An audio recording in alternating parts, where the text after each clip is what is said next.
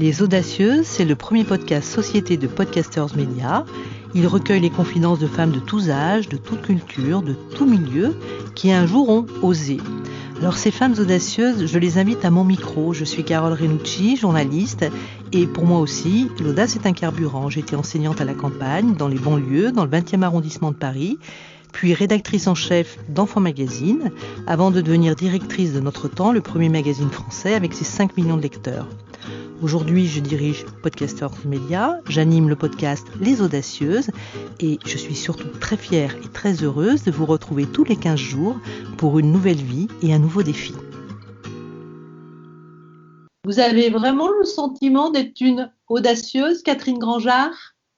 J'ai le sentiment, ou tout au moins, je m'y emploie à être audacieuse. C'est une super qualité d'après moi. Et le titre de votre podcast m'a attirée lorsque, effectivement, une de mes amies que vous aviez interviewée m'en a parlé. On peut la nommer parce que c'était la première, c'est celle qui a essuyé les plâtres.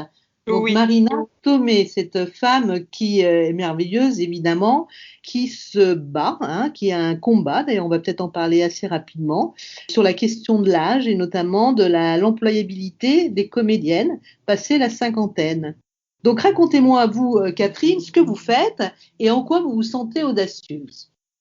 Alors déjà, si je suis en lien avec Marina Tomei, ce n'est pas parce que je suis comédienne, mais c'est parce que je travaille sur la question de l'invisibilité sexuelle des femmes de plus de 50 ans décrétée par un chroniqueur d'une façon assez scandaleuse en janvier 2019.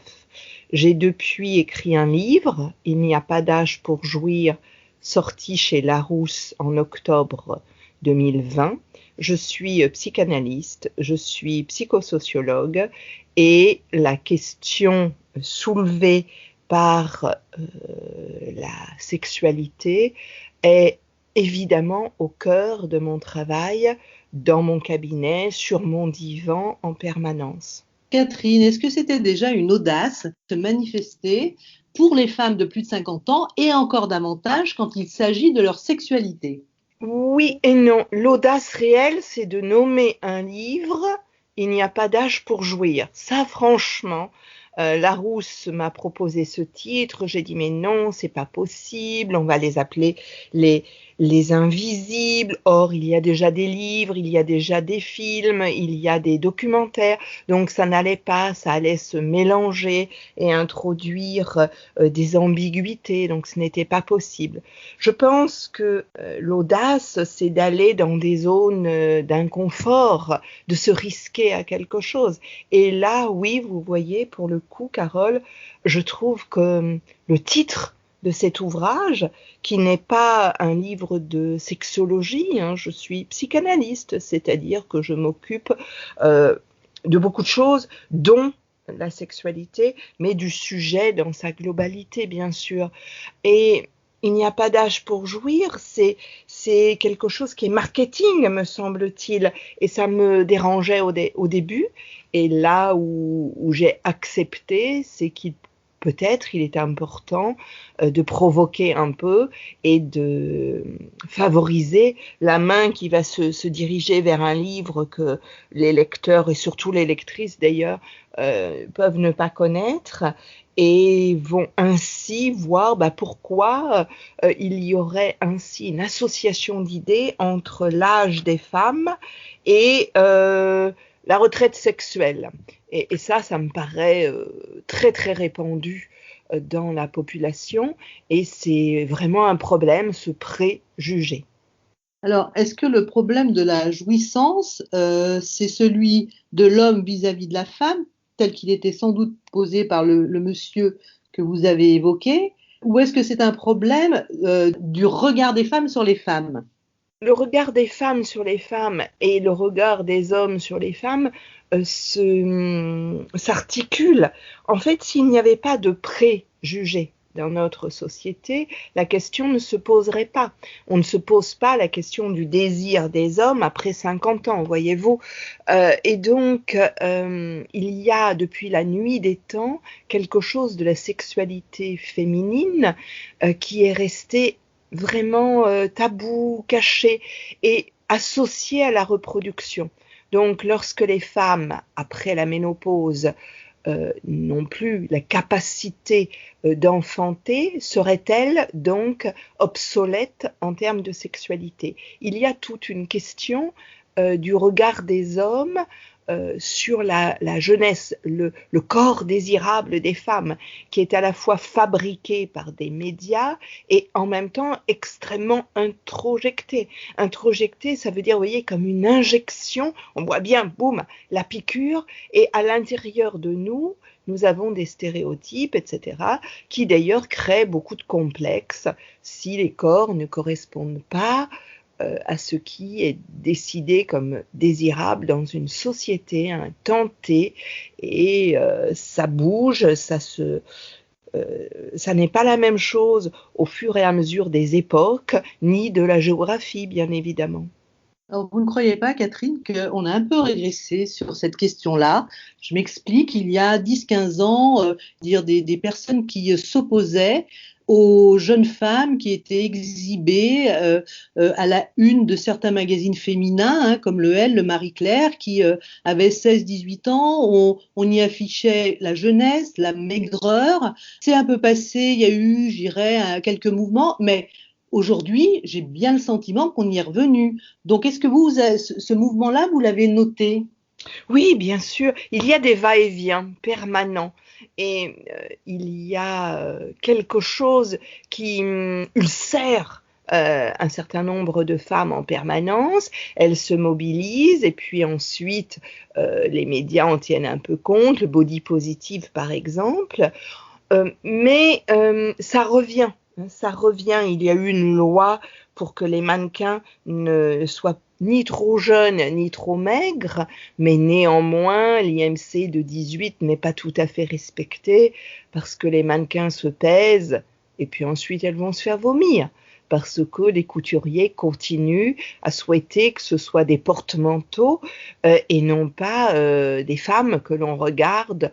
La taille moyenne des vêtements, par exemple, est de taille 42 en France, eh bien les couturiers, eux, proposent des vêtements en taille 34-36. Donc vous voyez, c'est déconnecté.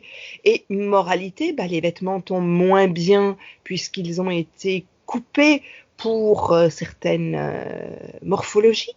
Et dès que vous avez une morphologie de femme, eh bien ça pose un problème. Vous allez dans un magasin, à partir d'une certaine taille, vous ne trouvez plus rien, c'est compliqué. Tout ça réside dans nos représentations collectives sur ce qui est être belle. Pour les femmes, à partir de 30 ans, on vous vend de la crème anti-âge. Anti-âge. Comme signifiant, c'est énorme. Dès que vous prenez de l'âge, il faut lutter contre. Donc c'est très compliqué d'être bien dans sa peau et de voir les années passer avec délice. C'est clairement compliqué de vieillir et oui, essentiellement pour les femmes. Les hommes aussi, parce qu'ils perdent de leur puissance sexuelle. Mais néanmoins, ça semble plus commun dans les films, par exemple, et ça, Marina Tomei, avec le tunnel des comédiennes de plus de 50 ans, le montre fort bien. Les comédiens peuvent avoir 50 ans et être encore au bras de jeunes femmes qui ont la moitié de leur âge. Les femmes, c'est quand même rarissime. Et tout ceci fabrique une visibilité, fabrique une représentation. Et moi, j'ai envie de montrer ce qui se passe dans la psychologie des individus, femmes et hommes, et de réfléchir, de faire prendre conscience que tout ceci n'est pas naturel, que les femmes, si elles ont des désirs sexuels à tout âge, est-ce que ce serait indécent ou selon toute leur morphologie? Est-ce qu'elles n'auraient pas le droit à avoir une vie sur tous les plans? Parce qu'après tout, la santé sexuelle, ça fait partie de la santé tout court, hein. Freud a bien montré que la névrose est quelque chose qui a des racines dans une sexualité insatisfaite. Donc, c'est pas banal, vous voyez, c'est pas rien du tout. On a vraiment besoin de réfléchir à tout ça, d'en parler sérieusement, autrement qu'en souriant avec des grivoiseries comme il est coutume de faire. Alors, j'ai 3 questions qui sont venues tout en restant très attentive à vos propos. Alors, la première question, est-ce que votre livre a marché? En clair, est-ce que votre message a été reçu? Extrêmement reçu. J'ai été extrêmement invitée dans les médias. J'ai eu une presse mais énorme. J'ai beaucoup intéressé les journalistes, les jeunes femmes de 30 ans essentiellement. Très peu de journalistes hommes, figurez-vous, comme c'est curieux. Et moi, je trouve ça extraordinaire que les jeunes femmes aient bien compris le message, parce que la maturité d'une femme, c'est la façon d'entrevoir la femme dans la société. Et donc, il est grand temps de ne pas séparer les femmes de la sororité, hein, n'est-ce pas, de nous réunir, et quels que soient nos âges, qu'il n'y ait pas de limite d'âge à la sororité, et qu'on réfléchisse à la façon dont on traite les femmes après la ménopause, parce que soit on est morte, soit on est en ménopause, et ça va donc concerner toutes les femmes. De nos jours, 40% des femmes sont en ménopause, voyez-vous, et c'est quand même beaucoup, hein. C'est 12 millions de femmes. Donc tout ceci, c'est pas une petite minorité, c'est pas peanuts. Et je suis ravie de l'écho très important que mon livre a eu, et que le message ait bien été compris, et que ce ne soit pas réduit à bon, elles veulent continuer à baiser, quoi, en gros. À vivre, tout simplement. Parce que derrière tout ça, il y a quand même cette question-là. Je veux dire, vous le disiez avec vos mots concernant la sexualité, la nécessité de la sexualité, même après 50 ans, et surtout après 50 ans. Mais en fait, derrière, il y a quand même, c'est toujours un peu le même clivage qui se pose par rapport à la sexualité, comme vous l'avez dit, par rapport au travail. On a le droit d'entreprendre après 50 ans. On peut faire plein de choses après 50 ans. Et c'est vrai que notre société ne nous y porte pas tant que ça. Donc, il est bon que d'autres générations, et notamment les plus jeunes, comme vous venez de le dire, nous y aident un petit peu. Quand je disais elles veulent continuer à baiser, c'est vraiment entre guillemets, et un reproche qui a pu m'être fait par des hommes là lambda au cours d'un dîner. Ouais, bon, ce que vous voulez, c'est ça. Ben, c'est peut-être vivre sur tous les plans, à la fois dans une reconnaissance sociale au niveau du travail, et bien évidemment dans l'intimité, parce que le corps est politique, comme on disait après 68.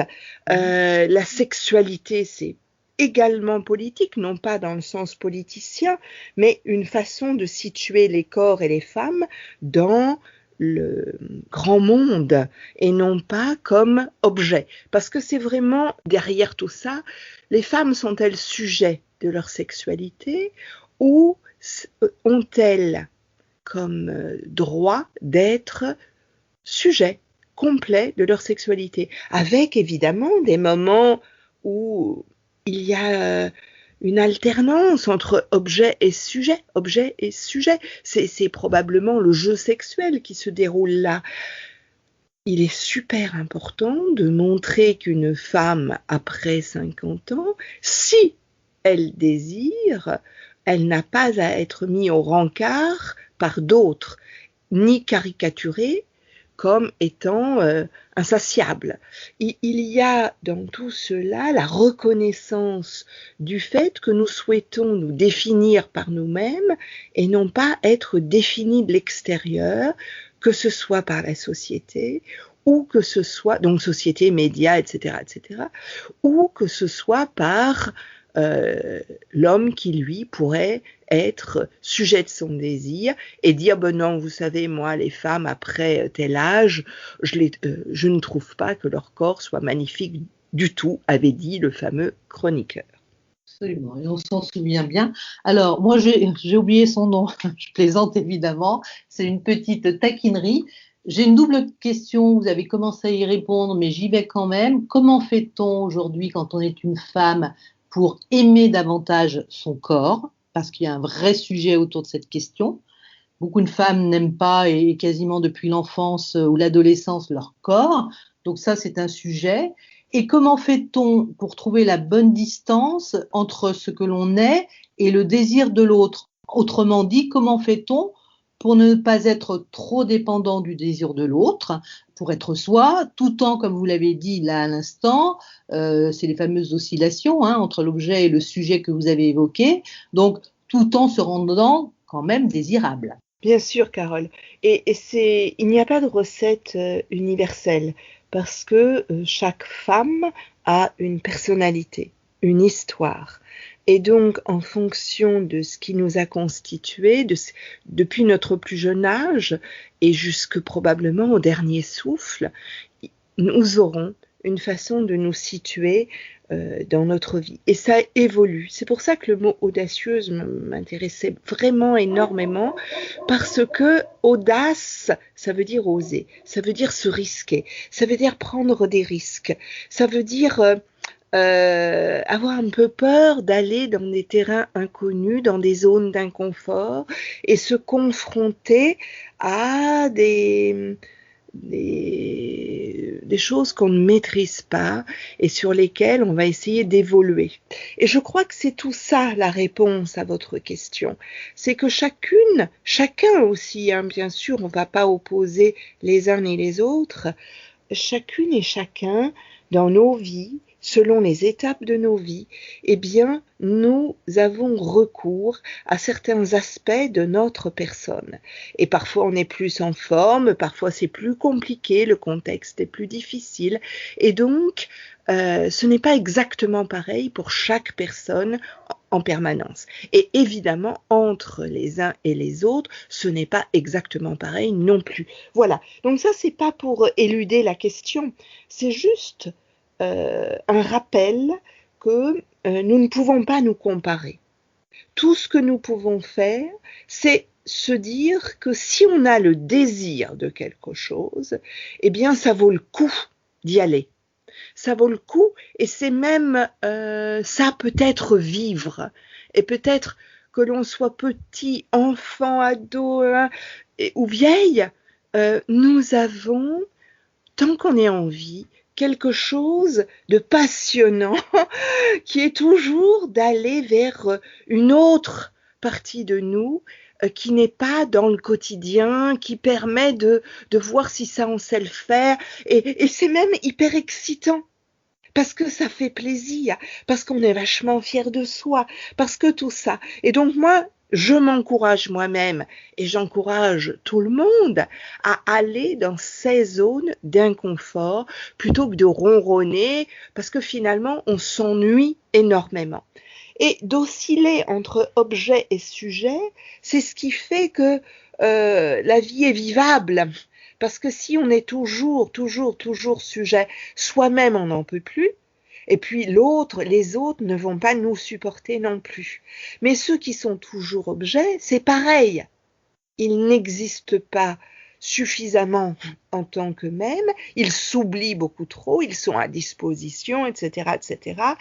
Et très souvent, beaucoup de gens les surexploitent et ils ne sont pas très heureux. Donc voilà, vous voyez, c'est non seulement dans la sexualité, mais globalement, en permanence, que ce soit dans le travail ou dans la famille ou dans le quartier, etc., etc., on a besoin d'un certain équilibre, d'une harmonie entre ces deux extrêmes. Et selon nos personnalités, évidemment, on penche plutôt de tel ou tel autre côté.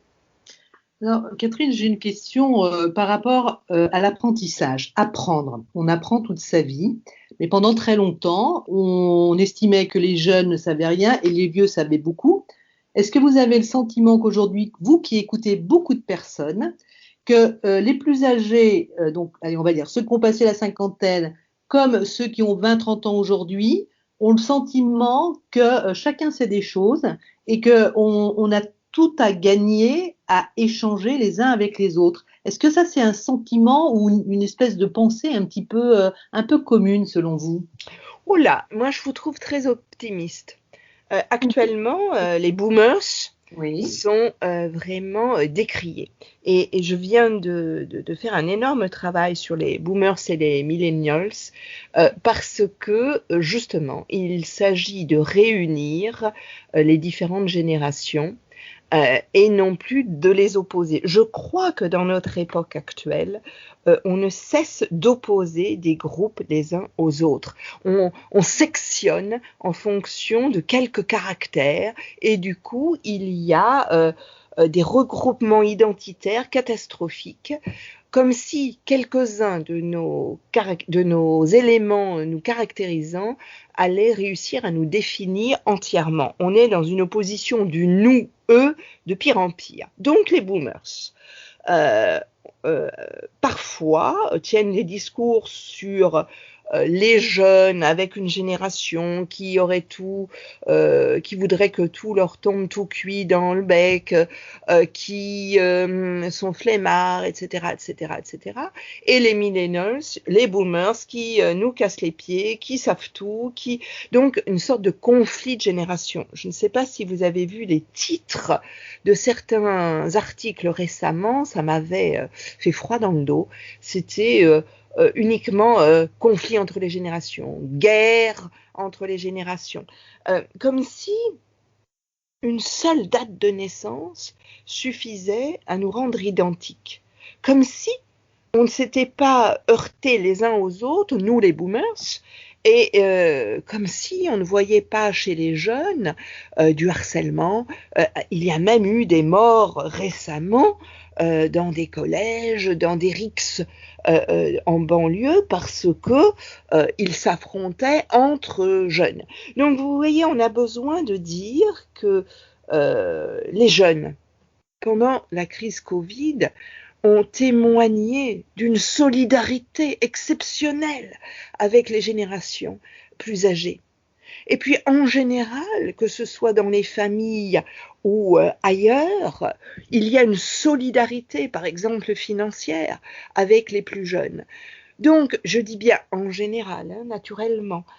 Donc, nous avons besoin de dire que certes, il y a des différences, certes, entre générations, on a un background commun, on a des références communes et c'est vachement sympa de les partager, mais en même temps, ça n'empêche pas, voyez-vous, le en même temps qui est très à la mode, en même temps, ça n'empêche pas d'être passionné par ce que d'autres différents nous apportent. Et moi, j'insiste sur l'altérité, parce que à être dans le nous, et en opposition avec le E, à ne pas savoir faire des points d'intersection, des espaces d'intersection plus exactement, on s'appauvrit. Et nous les boomers, nous avons eu de la chance parce que finalement on a vécu sans guerre, finalement on a été dans une période économique faste, il y a eu énormément d'acquis de liberté sexuelle, les femmes, nous avons été féministes, nous avons obtenu un certain nombre de choses. C'est pas encore formidable, mais c'est déjà beaucoup mieux. Eh bien, tant mieux pour nous, et nous le transmettons aux autres, aux plus jeunes, sans pour autant les écraser. Vous voyez, moi, je pense maintenant que le plus important pour moi, c'est la transmission. Et je le pense depuis très très très longtemps, ça veut dire 15 ans, quoi.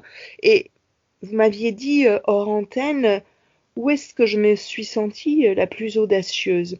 Eh bien, c'est d'avoir osé écrire. Moi qui suis psychanalyste, mon job, c'est l'écoute. Je sais, j'ai appris et l'expérience est là pour m'y aider chaque jour à entendre un peu mieux. Et transmettre, c'est formidable avec les gens qui ont la chance d'être sur mon divan. Mais c'est peut-être pas suffisant parce que effectivement, je suis dans un espace où j'ai une expérience très importante de l'âme humaine. Et puis, je vous l'ai dit, j'ai une formation de psychosociologue. Donc, je marche des deux pieds. L'évolution de la société, la façon dont les représentations sociales se construisent, tout ceci m'a toujours énormément intéressée et je suis très sensible aux époques, à ce qui domine dans une époque et ce qui bouge, aux résistances, qu'elles soient psychiques, individuelles ou collectives. Donc, tout ça, j'avais envie de le transmettre. Et j'ai eu la très grande chance d'avoir un psychanalyste plus âgé qui m'a beaucoup formée, qui m'a encouragée à écrire, parce que moi, je suis une spécialiste de l'obésité. Ça fait 20 ans que je travaille sur l'obésité, au niveau psychique évidemment. Je fais partie d'équipes de chirurgie de l'obésité, de réseaux d'obésité infantile. Je suis même experte HAS, Haute Autorité de Santé, sur les recommandations qui servent aux médecins et au personnel paramédicaux. Donc, si vous voulez, j'ai beaucoup réfléchi. J'ai écrit de très nombreux articles, des livres. Et le dernier, vous voyez, n'a rien à voir parce que je suis sortie de mon domaine de compétences le plus important pour écrire quelque chose parce que ça m'avait tellement ulcéré. Et c'est probablement hyper important pour moi que d'oser me risquer à dire noir sur blanc ce que je peux penser de sujet. Parce que ça reste, hein, les écrits restent, comme vous le savez bien. Et après, vous vous faites attaquer, ouais, elle a dit ça, c'est léger, c'est n'importe quoi, et sorti d'un contexte, ça peut paraître, vous pouvez vous faire moquer parce que c'est jamais agréable ce genre de choses, et ça arrive évidemment. Plus vous vous exposez, vous connaissez peut-être le proverbe africain, quand le singe monte à l'arbre, on voit son cul. Ah, mais c'est sûr que c'est une forme d'engagement et de prise de risque, on peut le dire. Catherine, on va arriver à la fin de notre entretien qui est absolument passionnant. Néanmoins, vous avez parlé des femmes beaucoup, ce qui est très bien. Vous avez parlé de l'audace. Vous avez dit que c'était une bonne chose, cette audace pour les femmes, oser sortir de sa zone de confort. Comment vous faites pour, si elles le souhaitent évidemment, mais stimuler, je dirais, cet élan qui pourrait peut-être être plus naturel chez les femmes, c'est-à-dire oser. Qu'est-ce que vous leur dites? Comment vous voyez le sujet avec elles? Alors que ce soit les femmes ou les hommes, je conçois mon activité de psychanalyste comme exactement cela. Aider les gens qui me font cet honneur de me choisir pour travailler avec moi, pour résoudre des problèmes, les aider à ne plus avoir peur, les aider à faire le point sur un réel désir et ne pas céder sur leur désir, quoi qu'il en coûte. Il faut y aller, il faut s'y risquer. Vous savez, dans le courage, il y a rage. Eh bien, prendre cette rage de vivre, parce que tant qu'on est vivant, c'est le moment ou jamais de pouvoir avancer vers ce qui nous paraît valoir la peine. La peine. On peut souffrir parfois lorsque on fait une rando, par exemple, mais ça vaut la peine de faire le dernier kilomètre. Ça vaut la peine, psychiquement, d'oser se battre contre tout ce qui pourrait nous limiter, qui nous est venu de nos parents, qui nous est venu de la société, qui nous est venu de ce que nous avons intégré comme non, ça je le peux pas, c'est pas possible. Et je parle beaucoup des femmes, mais les hommes sont tout autant limités. Moi, ce qui me paraît important, c'est de lever ces barrières qui n'ont absolument pas lieu d'être. Je ne dis pas que les gens doivent faire n'importe quoi et qu'on peut tout faire. Je dis simplement qu'il faut vraiment mesurer ce que l'on désire faire et non pas des désirs complètement superficiels et qui seraient futiles, mais des désirs profonds, ceux qui nous paraissent essentiels à notre existence, ceux qui font que ça vaut la peine de se lever le matin et de recommencer, plutôt que d'être dans une routine où parfois on n'a pas de sens à tout ça. Et avoir du sens à sa vie, c'est ce qui vaut le coup. Vous voyez, c'est tout ceci que j'essaie de transmettre en direct aux gens avec lesquels je travaille et par mes écrits pour les autres. J'ai un blog sur lequel je mets plein de choses et il y a des gens qui me contactent en me disant « ça m'a parlé ». J'ai compris ce que vous vouliez dire. Et vous voyez, éveiller ceci, permettre à cette flamme d'une bougie de ne pas s'éteindre chaque fois qu'il y aura un petit coup de vent. C'est ça mon engagement. Je suis réellement une femme engagée, oui, c'est vrai. C'est vrai, vous l'avez dit dès le début, en parlant de votre livre. Je souris parce que c'est un très bel entretien que vous venez de nous proposer, Catherine, de nous offrir, même on peut le dire. J'ai une toute petite dernière question, on va essayer de faire vite, hein. Je suis désolée, je vais vous bousculer un petit peu, mais quelle est votre audace du moment? Mon audace du moment, c'est de m'engager par rapport à des sujets qui me font peur au niveau de la société. Et de mettre à disposition via des articles grand public, je n'écris que pour le grand public, des réflexions, vous voyez, les boomers et les millennials, c'est quelque chose que je suis en train de travailler. Je travaille sur la virilité, parce que les hommes disent on ne peut plus rien dire, on ne peut plus rien faire, eh bien je les entends. De quoi ont-ils peur?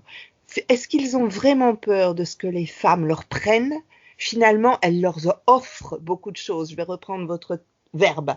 Elle leur offre beaucoup de choses et c'est le mythe de la virilité qui est responsable du fait qu'ils n'ont pas accès à leurs émotions, par exemple. C'est le mythe de la virilité qui leur fait craindre l'impuissance en permanence.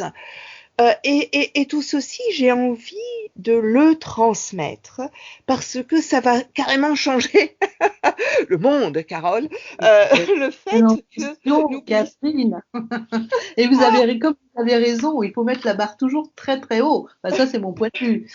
Et qu'on éduque les petites filles et les petits garçons autrement, parce que ça commence là. Voilà, vous voyez, c'est tout ça, mes engagements du moment.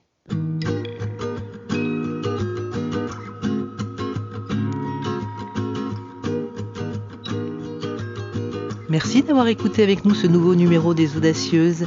J'espère que vous avez passé un bon moment et que je vous retrouverai dans 15 jours pour une nouvelle vie et un nouveau défi. N'hésitez pas à vous abonner et même à nous mettre 5 étoiles sur votre plateforme d'écoute préférée.